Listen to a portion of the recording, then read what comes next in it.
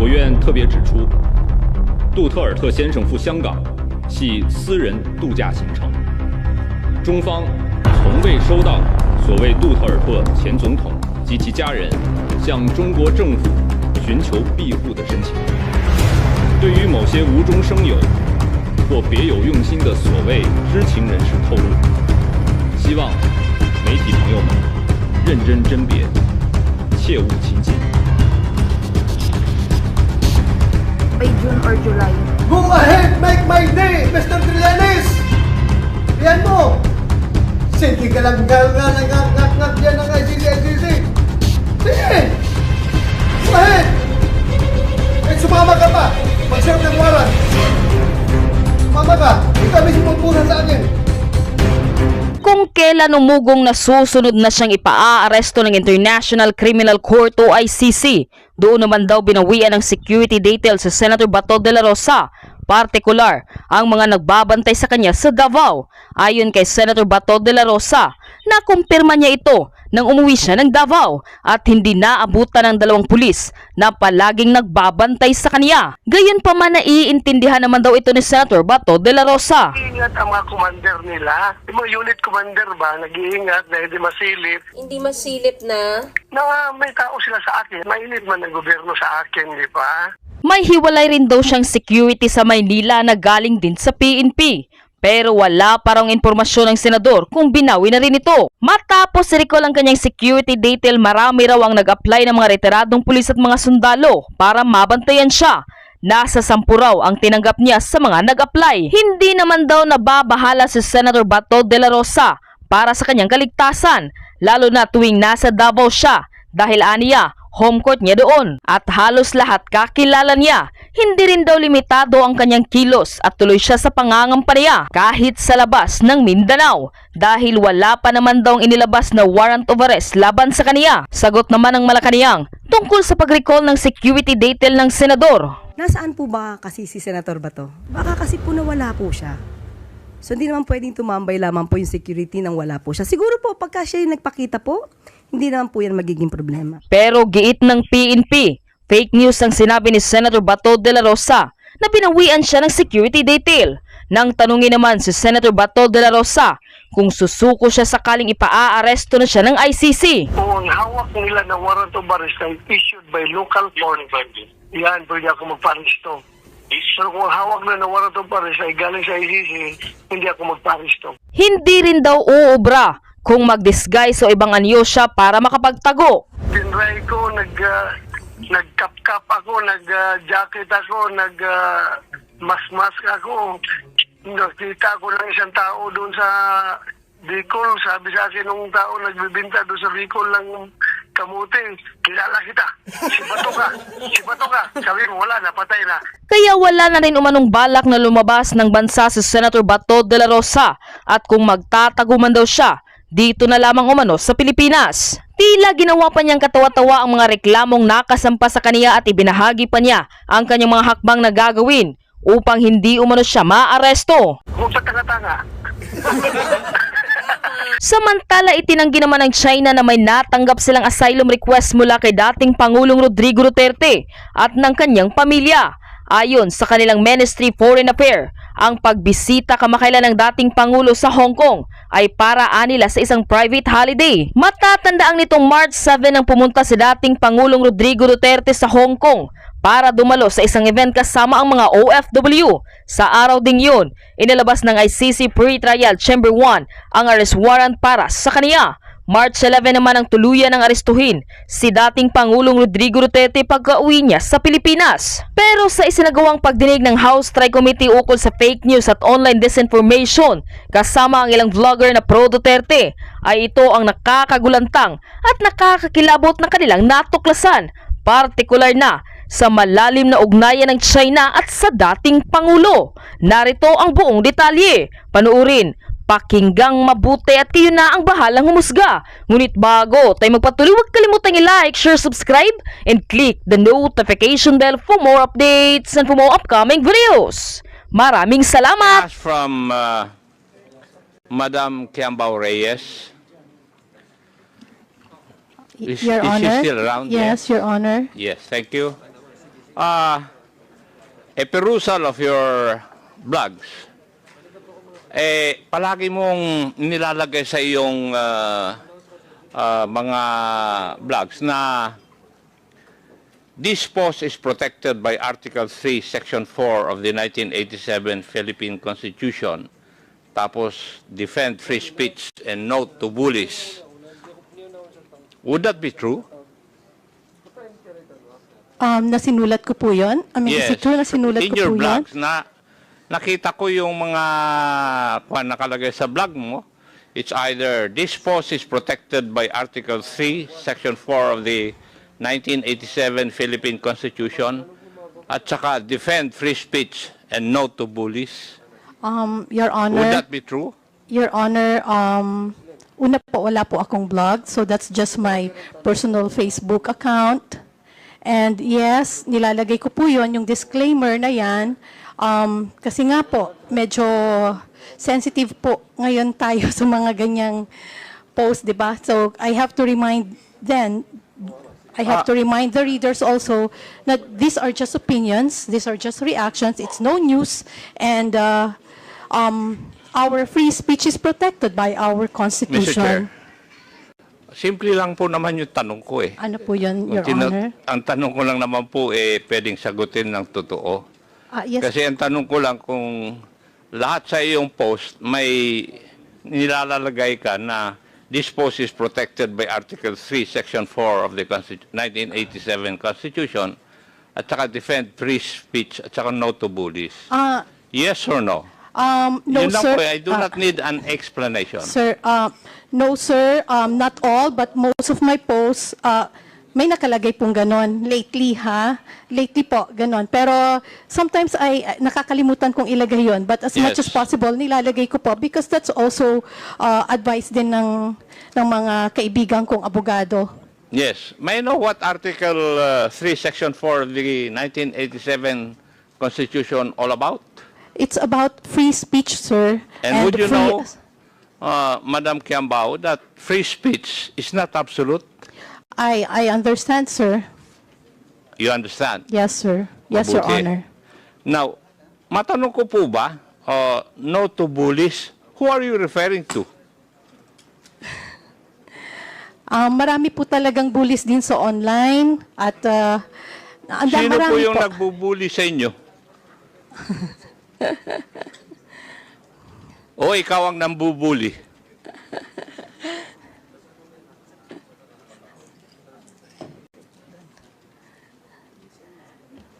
Marami po kasi, sir, may mga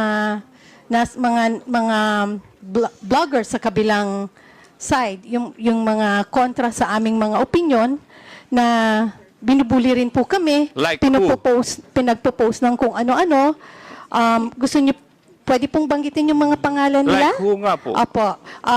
Like yung sina Rene Astudillo, Labandera, Okay. Sige sino na yun? po. TPL Labandera, Tama na po. TPL 3. Ano po ang ini-espouse nila na laban po sa inyong opinion? Eto po, sa akin po, tulad nung first hearing po, hindi ako nakarating dahil ako po ay nasa ibang bansa. Dumating na po ako ng hapon. And then, kung ano-ano na po yung mga pinagsasabi at pati yung itsura ko, kung ano-anong sinabi nila na kesyo, kung ano-ano pong hindi maganda.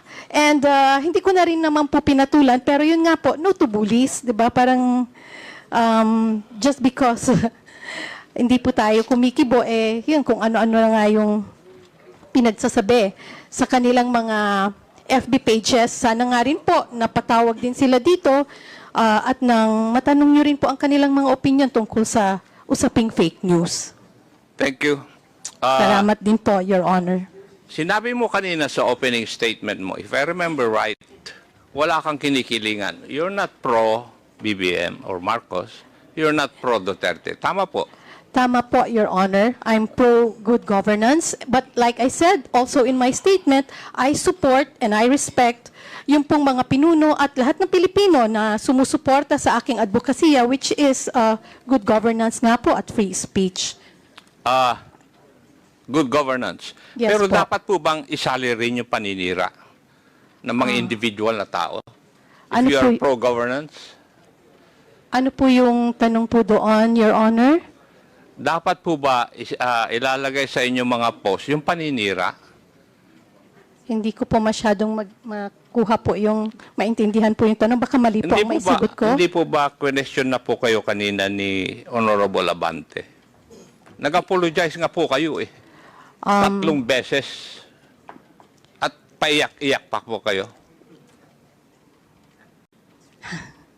Yes, Your Honor. Napapaiyak po talaga ako sa... And then you claim na wala kang kinikilingan. But from your post, meron kang kinikilingan. Your Honor, May bias ka rin na pinapakita. Kasi nandito sa akin ang listahan ng mga post mo, yo. sige po. Your Honor, just let me know kung pwede na po ako magsalita. Pwede na po, Your Honor, sumagot. you have the floor. Okay, maraming salamat po. Sabi ko po, ako ay pro-good governance. Hindi po ako pro-Marcos or anti-Marcos or or any politician. Ang sabi ko po, I'm a pro-good governance. And I also said in my statement that I also have my biases. Diba? Sinabi ko po yon. Pero hindi po ako tumitira ng below the belt. I did not say na wala akong bias or wala akong kinikilingan. Obviously, tulad ng sabi ko, sinusuportahan ko ang mga pinuno, ang mga Pilipino na nagtataguyod ng good governance at free speech. So yes, may bias po ako. Kung sino po yung tingin ko na pinuno na nagtataguyod nito, yun po yung medyo bias po ako doon. Pasensya na po. Thank you. Maraming salamat din po, Your Honor. Yeah. In one of your blogs, kasi hindi ka yata naka-attend, di po ba? Yes, Your Pero Honor. ipinost mo na, and I would like to quote, wait, did they not say that the hearing is meant to investigate their so-called pogo vloggers, narco vloggers, and fake news purveyors? If you're not one of those, why be there and allow yourselves to get insulted and unfairly labeled, accused by some dimwits whose obvious intention is to create a chilling effect? Now that you are here, Madam Reyes, did you feel this? Again, sir? Did I feel... Dito, yung mga sinabi mo sa blog mo that if you're not any of those, why be there and allow yourselves to get insulted and unfairly labeled or accused by some dimwits, whose obvious intention is to create a chilling effect? Sir, Your Honor, that was my emotion at that time and my opinion. Again, that's what I felt. Sino po yung mga dimwits na sinasabi mo? Wala naman po akong pinapangalanan, sir. Eh, sino po ba ang pinatatamaan mo dito sa post mo na ito? May I say? May I ask pala? Ikaw naman, Iha. Wala. Pasensya na po, sir, pero yun nga Hindi po. mo naman sinasagot yung tanong ko eh. Did you feel na ikaw ay na-insult dito? Yes, Your You're Honor. unfairly labeled or accused Yes. by some dimwits? Your Honor, yes, I felt insulted. Naapektuhan po talaga din yung aming mga... Sino po ang nag-insulto sa inyo? Your Honor, kung makikita niyo po yung mga balita ngayon... Hindi, ang aming sino nga nag-insulto sa inyo ngayong araw na ito? Kasi yun ang sinasabi mo dahil dapat nga hindi Your kayo Honor. attend ng hearing na ito dahil you will allow yourselves to get insulted and unfairly labeled. Your Honor, pwede na pong sumagot. Sa tanong niyo po kung sinong nang insulto sa akin, ayoko pong sabihin ngayong araw insulto, na ito pero dito. po, ngayon pong araw na to, natawag po ako ng tanga. Sino Di pong po ba? tumawag sa inyo na tanga? Mr. Chairman, For the information of everyone, that word was already stricken off the record. Sinagot ko lang po, Your Honor, yung tinanggal na tanong po niya. natin yun sa minutes. Yes, Your Honor, I understand. Sinagot ko lang po yung tanong ni Your Honor, Congressman Acop, kasi nga tinanong niya kung sino pong nang insulto sa akin. Ayokong isiping insulto po yun, pero Kasi naniniwala ako na yung mga ganyang salita ay gawa din lang ng galit niya siguro. Kaya okay lang. Ang gusto ko lang po sigurong, ang masakit lang kasi, anyway, yun po. Yun lang po yung sagot ko dun sa tanong niya na Pero Yun po, sinabi tanga. mo rin na yung magtatanong sa'yo o mag-i-insult sa'yo isang dimwit. Di po ba? Inunahan mo na eh. Doon sa vlog mo. Di ba? Apo. Yes. It's there in your blog. It is what it is, sir. And yun nga po, that's my... Ikaw ang nauna, Yeah. hindi yung kwan. Kasi inuna mo nang sinabi na kung a-attend yung mga vloggers, they will be labeled or accused by some dimwits. Your Honor, kung titignan niyo po ay yung mga bali-balita ngayon, naidikit na po yung mga pangalan namin sa mga salitang fake news blogger, fake news purveyor, narco bloggers, Togo bloggers, nakadikit na po yon. In fact, yung latest kagabi, sinabi na ikukulong na yung mga parang 11 bloggers. Kami po yon. I-detain. Sino po yung Nasa balita po, Your Honor. kanino pong balita? Marami po. Ano pa yung, pwede po nating makita mamaya. Pero may mga bali-balita na po. Mga mainstream media po ang nagbalita. At idinikit na po yung pangalan namin directly sa mga salitang yan. And nakakalungkot po. Kasi syempre, hindi naman po namin ma-explain yung mga sarili Miss namin MJ, sa lahat. can I cut you off? Yes, Your Honor. May we know yung sinasabi mong nasa balita? Opo. Pwede mo kang pakita sa amin dito? Opo, Your Honor. Saan balita na ikukulong kayo? Hindi- Sino nagbalita? You mentioned mainstream, so that would be GMA, ABS-CBN. Yes. Pwede mong ipakita rito ang Mainstream preba po. na merong nagpalabas ang mga mainstream media na ikukulong kayo? Because Wait I have lang, not Your heard Honor. of any Meron po. mainstream media saying about this supposedly na pagkulong sa inyo.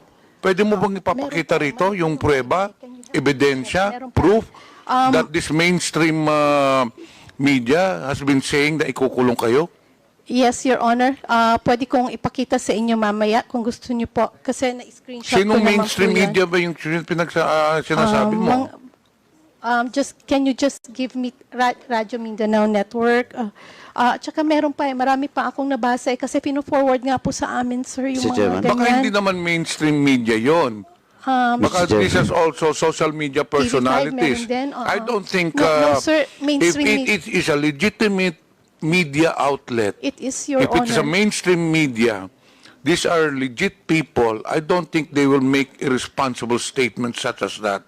Mr. Chairman. Yun nga po, Your Honor. Yes, Representative Baduano. Anyway, with due respect to the statement made by Ms. Kiambao, ma'am, ganito kasi yan eh. Today's hearing will prove that indeed, if it is true, no? At saka dokumentado po yung sinasabi mo, na kahapon o kagabi, may mga ganong report, Meron. it will be proven that it is not correct at it is not true. Kasi, hindi naman kayo kinontempt eh, unless in this hearing, you will violate our internal rules. Di ba? Now, hindi namin problema yun, ma'am. Kung may ganun. Kasi you were invited for the past several invitations. That's why you were issued a subpoena ad testificandum. Ay siguro, ano mang media yan, baka interpretation nila, pag wala kayo dito, makukontempt talaga kayo. Now, ma'am, second, ma'am, yung sinasabi mo ngayon, yung news ngayon, you're now in the news. Okay? And yesterday and Now, today, yes. and then, with regards to this hearing, nasa news kamo, and you were accused of being sa fake news, etc., etc. Ma'am, remember, you apologized 4 times on those issues. Na question sa'yo. And you apologize. And that's on record. Now, if it is true or not, and how it was delivered in social media or any media outlet, ay titingnan natin. But ma'am, sabi ko na nga, you were apologetic for the 4 questions that were issues that was raised against you. Di ba? Now, kaya dalawang issue dito. Question of contempt. Hindi naman kayo sinight in contempt. Now, that will be the question of that media outlet's credibility kung ba't nila ni-report na makukontempt kayo, na hindi naman kayo makontempt. Sabi ko nga, hindi kayo makukontempt today unless otherwise. You will violate the internal rules of this committee. Malinaw po yun. Yes, Your Honor. Diba? Well, in fact, itong hearing ngayon will prove that indeed you attended this hearing, and I'm very thankful for that. Kaya Tony Trexie, I'm very thankful for attending this hearing. But ma'am, ang sinasabi ko lang, yung mga news kagabi na iko-contempt kayo, now, ipoprove natin na hindi kayo na-contempt. Yes, Diba? Your Honor. But question of fake news, question of you're telling something in your blogs, 4 na issue yun. Well, in fact, kinount talaga ni Chairman Abante, you apologize on those blogs that you have made. Your Diba? Honor, yes, Ganun lang Your po, Honor. that's on record. Your Honor, I was just reacting po doon sa, or responding doon po sa tanong ni Congressman Acop. Hindi ko po sinasabi at ina-assume na ganun po yung gagawin ninyo. Nirelay ko lang po sa inyo yung mga balita na kumakalat at kung paano ang aming mga pangalan ay nasisira. Hindi ma'am, po ibig sabihin Jim- na dahil sa inyo, kundi dahil dito sa mga nire-report ng mainstream or ng social media about us na nakakasira. Those are fake news. Ma'am, Di po ba? that's why, ma'am, on the other hand, because you're attending this hearing, it only proves that you were not cited in contempt. Di ba? Yes, and You are exceptionated doon sa issue na pinalabas nila last night ba yun or the other day. Pero ngayon, yung lumalabas ngayon, again, I would just like to reiterate, yung lumalabas ngayon na fake news ka or et cetera, whatever, it was proven dito because you apologize. Now, it's up to them how to write the news or the item or whatever in their social media account. Bahala sila. But ang sinasabi ko lang po, we are basing all based on facts dito. Well, in fact, yung reklamo mo kanina, na parang na-insulto ka, sabi nga ni Chairman, I was the one who moved. Diba, to strike out the unparliamentary statement made by my fellow colleague, my fellow chair sa Quadcom. Kaya gusto namin ipakita rin dito na we are fair here, ma'am. yeah, thank you, Your Honor. Thank you, Chairman. Again, sinagot ko lang po yung tanong. Hindi ko po gustong i-bring up ulit yung salitang yon sa akin, pero sinagot ko lang po ang tanong. Maraming salamat po. Representative Acop. Thank you, Mr. Chair. May I go to Madam Crisette Chu? Yes, sir. Are you still around? Yes, sir. Good afternoon. Good evening. Yes. Narinig ko po yung pagtatanong sa inyo ni Honorable Benny Abante. Tinanong ako po kayo kung sino yung mga congressmen na may mga anak o nakuan na nag-aaral kung saan-saan sa abroad. Di po ba? Yes, sir. Nagtanong kanina. Did you learn a lesson from that?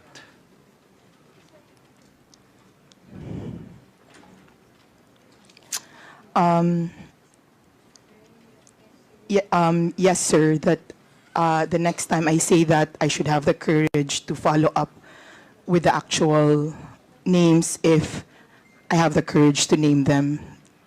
Okay. I would like to inform you, Madam Chu, Yes, na sir. hindi po ako isa sa mga congressmen na binabanggit mo. Sir, I know because that congressman is not here. I beg your pardon? Sir, I know, sir, because the congressman that I was referring to, it was based on the news, sir, and that Hindi, congressman... kasi ang sabi mo kasi, mga congressman. That's why I was asking that question. Did you learn anything from the interpellation of the Honorable Abante? And I'll tell you if you do not know. Sinasabi ko lang Yes, na sir. hindi po ako isa sa mga binabanggit mo na yun. Yes, sir. Yes, sir. At yung mga yes, sir. anak ko, hindi nag-aral sa abroad, nandito po sila lahat nagtatrabaho and they are good citizens of this country. Yes, sir. Good for you, sir. Hindi. Huwag mong good for you. It's my job as the father. No, no, sir. I did not mean it As I expect that disrespectfully, you should sir. also, if ever you have children, you should train your children to become good citizens of this country. Yes, sir. Sorry, I did not mean it disrespectfully. That's not my intention. I apologize if... Now, the lesson I would like to give to you is that you should, whenever you come up with your post, you should not generalize. Kasi mga congressmen, nilalahat mo, iha. That was not my intention, sir. I do not... Okay, I did why not did you mean- write it? I did not... Kaya nga sinasabi ko, ang lesson learned mo dapat dito, huwag ka nang mag-generalize sa mga post mo. Yes, Kasi sir. I hindi ka will nga be makasagot more kanina. Kung specific tinanong ka next ni, time, nung sir. tinanong ka ni Honorable Abante, you name the congressman. Yes, sir. You're right, sir. I will be specific if I do have issues with And for the certain other people. I'm sorry, bloggers, sir, for if you felt that I was alluding to generally. to tell you frankly, I felt insulted. Kasi you are referring to me also, mga congressmen. I understand, sir. Di ba? Ngayon, sa mga vloggers, kung titingnan ko, masyado kayong mga judgmental eh. That's one thing you should learn. Huwag po kayong maging judgmental. And I don't think you have the right to judge others. Di po ba? And the other thing that you forgot is that when you come up with your post, if you come up with informations, you did not exercise due diligence. Wala po kayong fact-checking kung totoo yung mga nire-report ninyo. Yun po yung aking observation kasi sa mga post na naharap sa amin. That is why nagkakaroon na tayo ng polarization. And that is one of the ill effects of fake news. Maski na nga yung national sovereignty natin, nahahati na tayo eh. And I hope this, you people who are engaged in this kind of business, you will realize na dapat, hindi last hearing, tinanong ko nga yung mga nag-attend, ano po ba ang advantage ng fake news? Wala naman sumagot sa akin. Baka ngayon, meron kang sasagot sa akin, ano po ang advantage ng fake news para sa ating sosyedad o para sa ating bansa?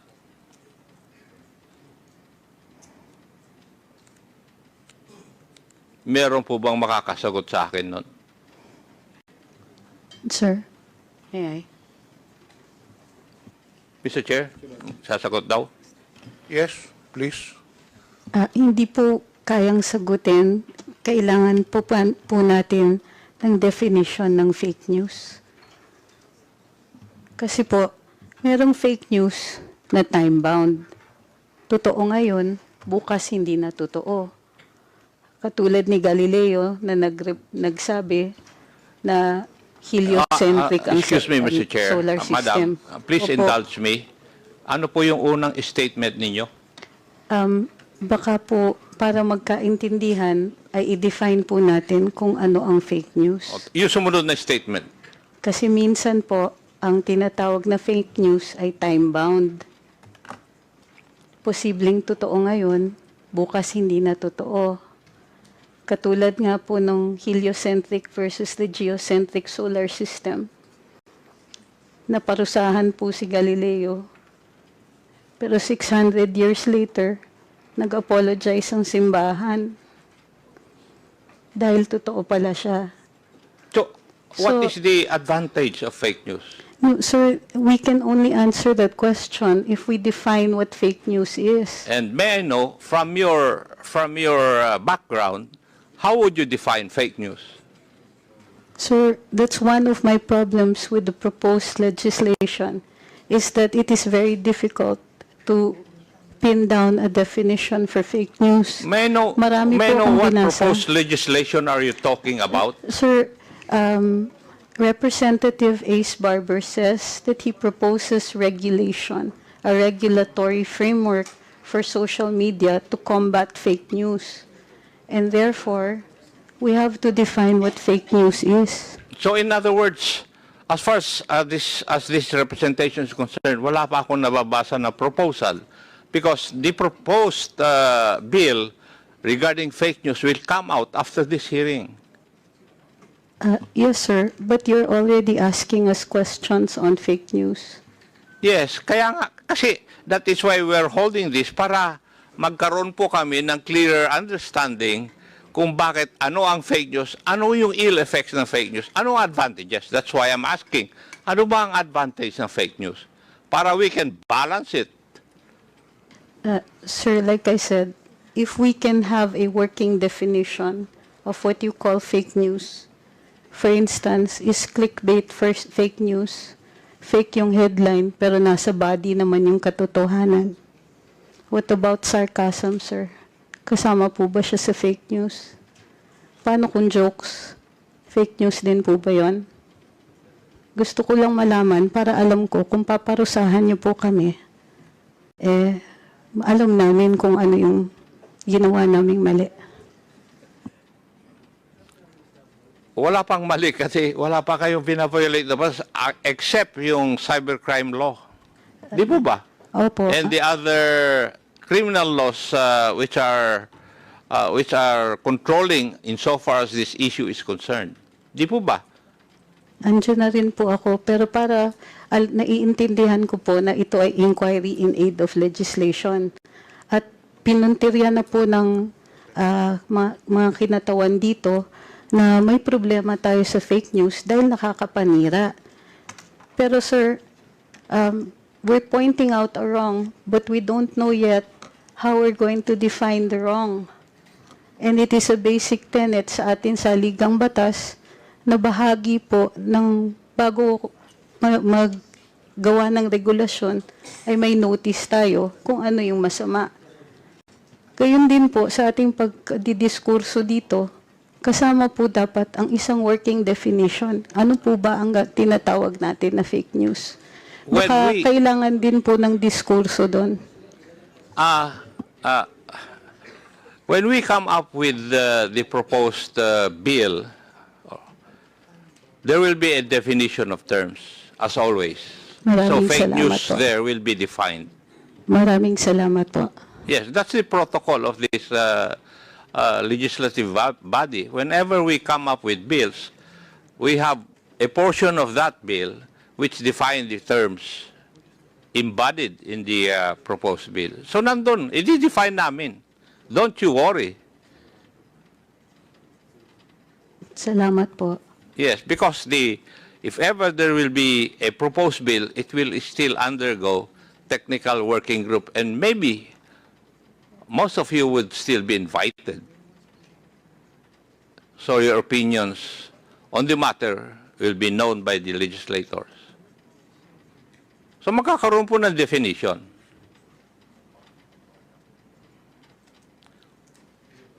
Would that allay your fears, Madam Angeles? Yes, sir. Pero sana, ano lang po, ang request lang po, naiintindihan ko po na nagagalit kayo dun sa ibang napopost ng mga kasamahan ko. Hindi po ako nagagalit, Madam Angeles. Kasi ang nagsasabi lang sa akin, yung mga anak ko, kung binabanatan po ako. Sila po ang mahilig magbasa. Ako, I'm too old already to read all those things. Naiintindihan ko po, sir. Pasensya na po kasi bahagi rin po ng pagde-develop ng ating komunikasyon, ating bagong teknolohiya na tinatawag nating social media, pati po yung values nagde-develop din. sana naiintindihan din po ninyo na bahagi din po ito ng kahit anong pagbabagong nangyayari. So, Yeah, bukod pa Pero kung yung means na pagbabago ay labag po sa batas, tama po ba yun? Attorney? Sir po, pakiulit po. Kung yung pagbabago na sinasabi po ninyo, kasama sa pagbabago, ay kung labag naman po sa batas. Kasama po sa batas? Hindi, O labag? labag po sa batas. At Sir- nakakasama doon sa mga citizens ng country na ito. Tama Sir- po ba yun? Sir, maliwanag naman po pag may paglalabag sa batas na kailangan itong parusahan. Sa tingin po Pero, ninyo, sa opo. experience po nyo, kayo po ang kasama dyan sa business na yan. Wala po bang paglalabag sa batas na nangyayari ngayon? Wala po naman din akong sinasabi na walang paglalabag. Hindi, tinatanong ko nga po kayo. Hindi ko naman sinasabi na sinabi ninyo eh. Binabato mo sa akin yung katanungan ko eh. Kayo po ang nagpa-practice nito. Sir, Nababasa po ninyo yung mga blogs ng iba. Wala po ba, sa tingin ninyo, wala pong paglalabag sa batas? sir, kung sa fake news, Hindi, sagutin niyo iba-iba po pong muna level. yung tanong ko. Sir, may mga nakikita ko, yung iba ay libel, mayroon pong iba na dahil hindi po nila naiintindihan, mayroong posibleng mga unlawful utterances. Pero covered nga po siya ng batas. Pero ang pagkaintindi ko po sa diskurso natin ngayong araw na ito ay yung posibilidad na gawan natin ng batas ang tinatawag ninyong fake news. Yes. Yes, sir. That May is the purpose nakikita of this ako. hearing also. Yes, sir. Mayroon din naman po ng paglalabag. Pero dahil hindi pa po batas ang fake news, hindi siya paglalabag sa batas. Gayon pa man, naiintindihan ko, mayroong nasasaktan, mayroong nadadamage. At yun po dapat yata ang pinupuntirya natin. Yung may masasaktan, yung may damage, at yung may mali siya. Kung titignan po natin ang batas, lahat po ng limitasyon sa kalayaan magsalita at magpahayag ay ukol doon sa mga may masasaktan, katulad ng bayan o kaya individual, o mayroong malaking possibility ng kaguluhan. At ginagawa ito ng may mali siya. So kung ito pong mga elemento na to ay present doon sa pagpapahayag ng fake news, definitely, sir, mayroon pong nangyayari niya ngayon. Noted po. Maraming I agree salamat with you po. also on that point. Thank you. Mr. Chair, may I go to BIR? A while ago, BIR, natanong po kayo kung nag-comply kayo sa submission ng mga nagbabayad po ng taxes na nag-engage sa business na ito. Di po ba? Yes, Your Honor. And a while ago, if I remember it right, hindi pa kayo makapagbibigay ng mga payments that they made. Would that be correct? Yes, Your Honor. Yes. May I know why? Your Honor, we are prohibited by Section 270 of the Tax Code, Your Honor. And what does that state? Your Honor, we are prohibited from divulging data based on the returns filed by the taxpayer, Your Honor. It is also provided by the National Internal Revenue Code na meron kayong submission of pertinent information to Congress. Are you aware of that provision? The exemption, Your Honor, of the 270? Yes. Yes, Your Honor. So, kaya nga, pwede kang mag-submit dito sa amin. Yes, Your Honor. We are allowed to submit those documents, Your Honor, in an executive session, Your Honor. Yes. Yes, Your Honor. Kaya nga pinag-prepare namin because kami ang magsasabi kung we will get it in executive session. Yes, actually, Your Honor, the documents are already being prepared. The thing is, it is quite difficult to segregate the social media influencers alone, Your Honor, from the other taxpayers, Your Honor, from those who are receiving compensation or income from, for example, digital market, Your Honor, from the sale in digital market. We have, as of now, Your Honor, a lump sum of the taxpayers. But we are in the process of segregating the social media influencers alone, Your Honor. Yeah. And your circular about this was only made in 2021. Would that be correct? What particular circular, Your Honor, may I... Regarding payment of taxation for those indulged in this kind of industry, Your Honor, the bloggers.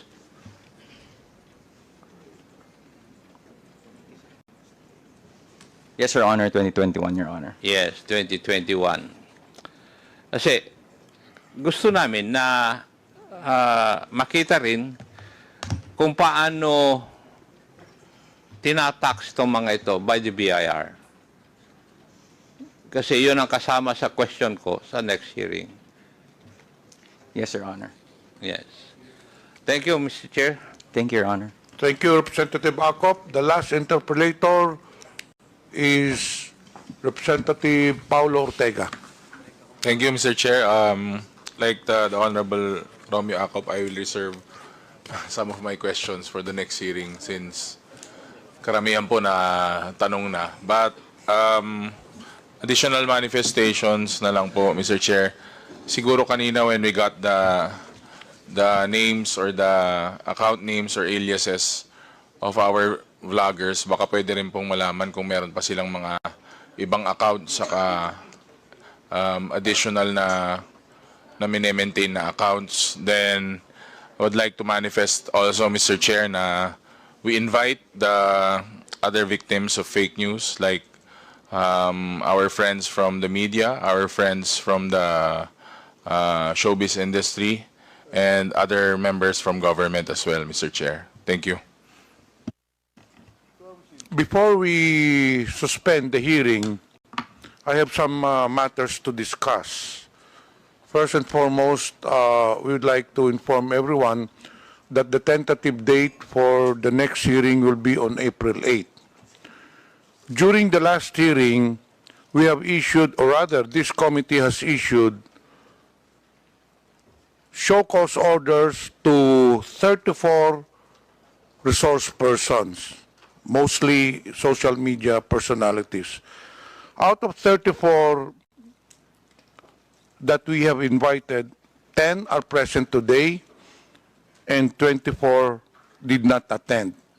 These are the following: Mr. Alex Destor, Alan Troy Rolando Sasot, Alvin Montero, Claire Eden Contreras, Claro Ganak, Cyrus Preglo, Darwin Salceda, Edwin Hamora, Elmer Hugalbot, Ernesto Abinis Jr., Attorney Glenn Chong, Jeffrey Almendra Celis, Jeffrey Cruz, Joe Smith Medina, Jonathan Morales, Julius Milanosi Maui, Kester Ramon Balibalos Tan, Lord Byron Cristobal, Lorraine Marie Badoy, Maria Florenda Espinilla, Maricar Serrano, Susan Batalla, Mary Catherine Binag, and Miss Vivian Zapata Rodriguez. So at this point, since we have already issued this cause order, this committee is now, since of your non-appearance, this committee now is compelled to issue a subpoena. Mr. Chairman. Chairman. Yes, Representative. Mr. Chairman, may I respectfully move to issue a subpoena at testificandum for all those mentioned named by the Chairman. So move, Mr. Chairman.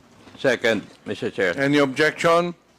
Therefore, the chair hereby, the motion is approved, and the chair hereby directs the committee secretary to issue the subpoena to the mentioned resource persons. We also issued, rather this committee also issued subpoena at testificandum to 11 resource persons. Out of 11, 8 are present, and the following 3 resource persons did not attend. Ms. Lauren Marie Badoy, Mr. Jeffrey Almendra Celis, Mr. Alan Troy Sasrugando Sasot. So may we inform those mentioned that have been issued a subpoena that the subpoena is still in effect. Mr. Chair, may I? The next step after subpoenas have been issued, if still the mentioned personalities will not attend the next hearing, the committee has no recourse but to issue a contempt order if they will not show on or if they do not attend on the next hearing tentatively scheduled on April 8. Yes, Attorney Cruz. Sir, Ms. Lorraine Marie Badoy is out of the country. She sent me a copy of her ticket and a copy of her notice that she cannot make it today. However, I don't think it has been received by the Secretariat. May I be allowed to forward it to the Secretariat? Yes, please submit the ticket or whatever document, but still, the subpoena is still in effect. We will inform her, sir. So therefore, I appeal to those personalities concerned to appear during the next hearing para po hindi na po natin may issue ang contempt order. If those, again, I reiterate, those personalities that have already received subpoenas, if they will not appear on the next hearing, this committee will be compelled to issue a contempt order. One last, sir. Yes, Ms. Tony Cruz. Sasrugando Sasot is in China, and she attempted to join today, as discussed earlier, via Zoom. She cannot return to the country. Chairman. Whether she is in the country or not, all orders coming from this committee will still be in effect. Chairman. Representative Paduano. Chairman, let it be clear to the resource persons, especially those not present today, with regards to the explanation relayed to you by Ms. Badoy. Ang malaga po dito, attorney, is the written explanation. Attached with is all the documents that will prove that indeed he was abroad, she was abroad, and at the same time, if the written explanation is valid. No, yun po. So, as of now, we will accept all those documents that you will submit to the Secretariat, but still, Ms. Badoy and Ms. Asot, o Mr. Asot? Sasot should make a written explanation and submit it to the committee before the next hearing po. Thank you, sir. And lastly, Mr. Chairman, just to remind everyone, resource persons, and that includes all those resource persons that are not present in today's hearing, and maybe they're monitoring this hearing. Let me remind everyone that please don't force us to cite you in contempt, because under our rules, just to remind you, Section 11 of our internal rules, paragraph F, we will not allow discussions or attacking, insulting this committee hearing after the suspension of this hearing, because you will be in violation of Section 11, letter F of our internal rules. You will be forced to cite you in contempt for in violation of letter F, undue interference in this hearing po. Just be reminded po. Kasi we have already done that in my committee. One of the Black Timer in Cagayan, Bombo Radio Cagayan, was cited in contempt because after the hearing, he attacks the result of and insulted the committee and the result of the hearing. Please be reminded po. Thank you. If there will be any changes in the tentative schedule on April 8, we will issue notices to all concerned. Any motion? Mr. Chair, may I move that we suspend the hearing of the issue? So move, Mr. Chair. In behalf of the Tri-Committee, we'd like to thank everyone for your presence and your time. Maraming salamat po sa inyong lahat. This hearing is now suspended.